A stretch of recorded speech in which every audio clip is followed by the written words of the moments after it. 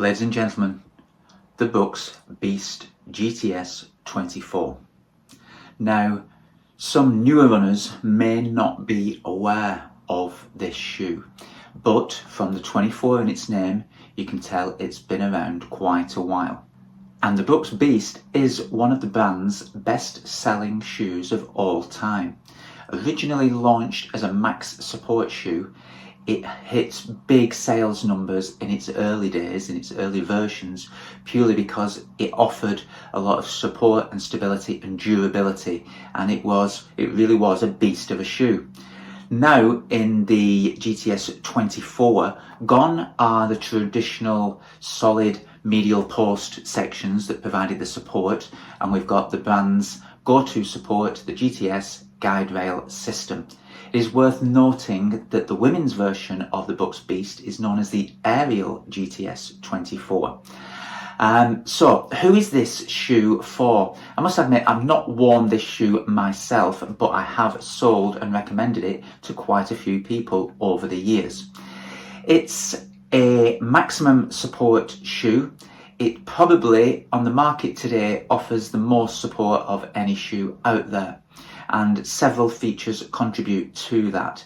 First of all, we've got a very broad footprint to the shoe. The guide rails provide general support all round, so it's no longer a shoe just for overpronators, as it has been many years ago, but now it provides general stability. It's also great for a heavier runner, a bigger runner, also people with broader feet. It is available in width fittings, but in the standard width it is quite generous.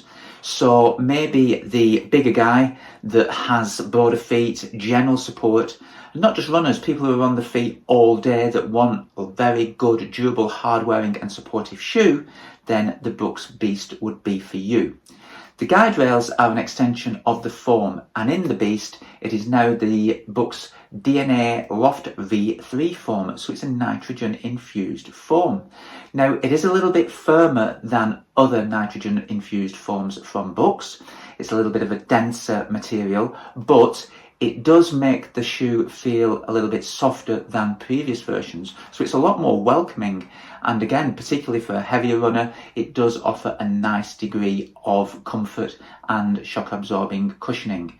But again, as I come back to previously, it's not just for running. A lot of people wear this shoe who are on the feet during the day. I sell a lot of these to people who work in local hospitals, teachers, just people who are standing up for 8 hours or more throughout their working day and want a general degree of comfort and support. So, guide rails provide support laterally and medially. They sit the foot into the centre of the shoe, the guide rails cupping the heel like so. A broad base to the shoe as well, so that creates some stability, and a straighter last to it, so that reduces the chances of the foot overpronating.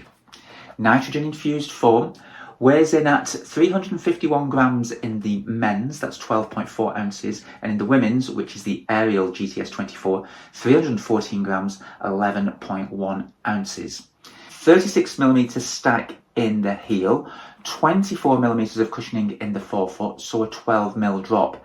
Again, I like those shoes that have the 12mm drop, which is considered a higher nowadays, but it also does take a little bit of strain off the Achilles, the soleus and the calf, and you tend to find that bigger or heavier runners are generally heel striking. So along with the support the shoe provides, it does help reduce any irritation to the Achilles. As with all Brooks shoes, very well made and breathable upper with plenty of padding through the tongue, so reduces the pressure of the laces on the instep, and soft, very thick padding around the heel, ankle and Achilles.